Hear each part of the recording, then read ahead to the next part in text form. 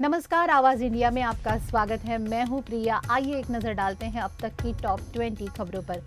America और चीन के बीच व्यापारिक तनाव हाल ही में बढ़ गया है, जिसमें दोनों देशों ने एक दूसरे पर भारी टैरिफ लगाए हैं। अमेरिका ने चीनी आयातों पर 104% तक के टैरिफ लगाए थे, जिसके जवाब में चीन ने अमेरिकी उत्पादों पर 84 तक के टैरिफ की घोषणा कर दी। वहीं भारत को इन टैरिफ वॉर से नई संभावनाएं मिल सकती हैं। ऐसा इसलिए क्योंकि अमेरिकी कंपनियों के लिए चीन का बाजार महंगा हो जाएगा। 26/11 मुंबई आतंकवादी हमले के मुख्य साजिशकर्ताओं में से एक तहव्वुर राना को कड़ी सुरक्षा के बीच भारत लाया गया है। एनआईए और R&AW की टीम के सुरक्षा घेरे में स्पेशल प्लेन से वो दिल्ली एयरपोर्ट पर उतरा। तहव्वुर राना को एयरपोर्ट पर ही एनआईए की टीम ने किया गिरफ्तार। दिल्ली और कुवैत तक गर्मी ने बिजली का सिस्टम हिलाया। पावर कट शुरू हुआ अप्रैल में ही। दिल्ली और कुवैत में भीषण गर्मी ने बिजली व्यवस्था को चरमरा दिया है। दिल्ली में तापमान 41 डिग्री से ऊपर पहुंच गया है, जिससे बिजली कटौती आम हो गई है। कुवैत में भी बिजली की बढ़ती मांग के कारण 2-2 घंटे तक पावर कट हो रही है। कांग्रेस ने गुजरात के अहमदाबाद में 2 दिवसीय चिंतन किया। राष्ट्रीय और गुजरात केंद्रीय संकल्प पारित किए। कांग्रेस का लक्ष्य बीजेपी को हराना है, जिसके लिए वो गुजरात के इतिहास और कांग्रेस के योगदान को उजागर कर रही है। लेकिन क्या राहुल गांधी का ये सपना साकार होगा? कांग्रेस ने अहमदाबाद के अधिवेशन में बीजेपी के खिलाफ लड़ने की रणनीति तैयार की है। ये रणनीति सामाजिक न्याय, दलित, ओबीसी अधिकारों और संविधान की रक्षा पर केंद्रित है। कांग्रेस बीजेपी के हिंदुत्व के एजेंडे का मुकाबला वैचारिक स्तर पर करेगी। जाति जनगणना और आरक्षण को लेकर भी महत्वपूर्ण फैसले लिए गए हैं। बीजेपी के पूर्व सांसद अश्विनी चौबे ने बिहार के मुख्यमंत्री नीतीश कुमार को उप प्रधानमंत्री बनाने की वकालत की है। चौबे का मानना है कि नीतीश कुमार प्रधानमंत्री मोदी के साथ कंधे से कंधा मिलाकर काम कर रहे हैं और उन्हें इस पद के लिए योग्य माना जाना चाहिए। उन्होंने कहा कि इससे बिहार का विकास होगा। अमेरिका के राष्ट्रपति डोनाल्ड ट्रंप ने टैरिफ पर जंग छेड़ दी है। इस युद्ध में भारत की महत्वपूर्ण भूमिका है, क्योंकि अमेरिका और चीन दोनों ही भारत से सहयोग चाहते हैं। अमेरिकी वित्त सचिव ने भारत को महत्वपूर्ण व्यापारिक साझेदार बताया है। चीन भी भारत से सहयोग की अपील कर रहा है, लेकिन भारत सरकार ने स्पष्ट किया है कि वो राष्ट्रीय हित में कार्य करेंगे।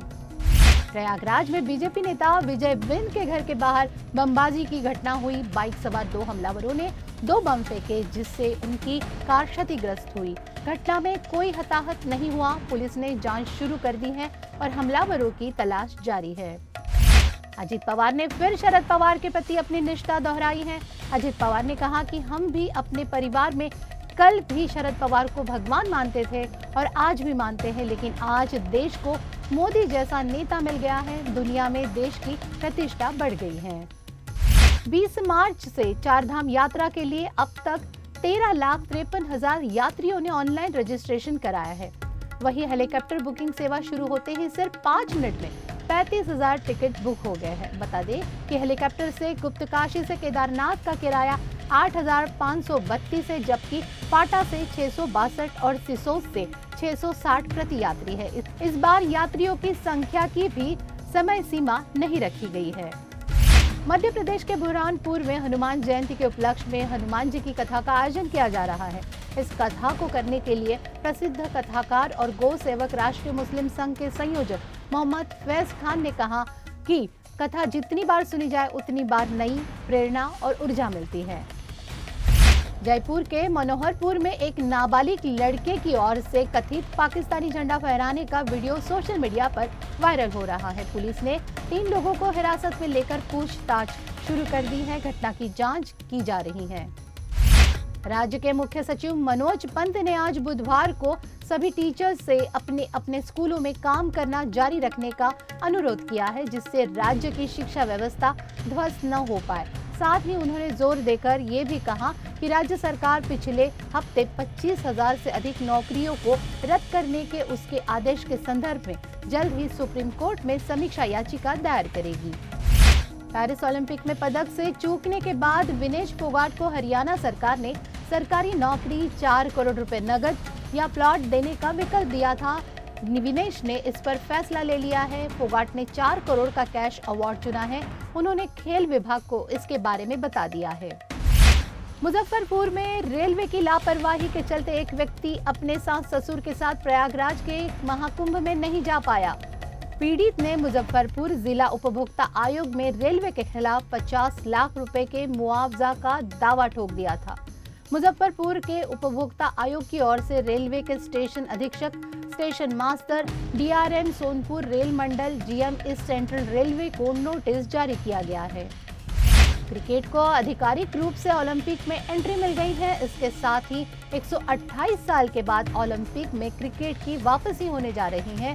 अब 2028 के लॉस एंजलिस ओलंपिक में क्रिकेट का खेल भी होगा। इस दौरान पुरुष और महिला वर्ग में 6 टीमें हिस्सा लेगी। ट्रंप ने भारत समेत 75 देशों पर टैरिफ में 90 दिन राहत दे दी है, जबकि चीन पर सख्ती और बढ़ा दी है। उनके इस फैसले से अमेरिकी बाजार समेत दुनिया भर के बाजारों में रौनक आ गई है। ये रणनीति ट्रंप के चुनावी दांव का हिस्सा भी मानी जा रही है, जिसमें वो चीन पर दबाव बनाए रखते हुए बाकी दुनिया से व्यापारिक समर्थन लेना चाहते हैं। बांग्लादेश में चुनाव होने वाले हैं और उससे पहले मुख्य सलाहकार मोहम्मद यूनुस ने नया खेल खेल दिया है। खलीलुर रहमान को देश का नेशनल सिक्योरिटी एडवाइजर बनाया गया है। खलीलुर के पास बांग्लादेश में 5 बड़े विभाग हैं। सनी देओल की फिल्म जाट रिलीज हो गई है। गोपीचंद मलिनेनी के डायरेक्शन में बनी इस फिल्म में रणदीप हुड्डा और विनीत कुमार सिंह जैसे दमदार एक्टर्स ने विलन का रोल निभाया है। फिल्म को बेहतरीन बताया जा रहा है और इसमें कई दमदार डायलॉग्स भी हैं। सलमान खान से ब्रेकअप के बाद एक्ट्रेस के हाथ से 1-2 नहीं बल्कि एक के बाद एक 5 फिल्में निकल गई थी। फिल्म का हिस्सा होने के बावजूद उन्हें बाहर का रास्ता दिखाया गया था। टॉप 20 खबरों में फिलहाल के लिए इतना ही। मुझे दीजिए इजाजत। आप देखते रहिए आवाज इंडिया।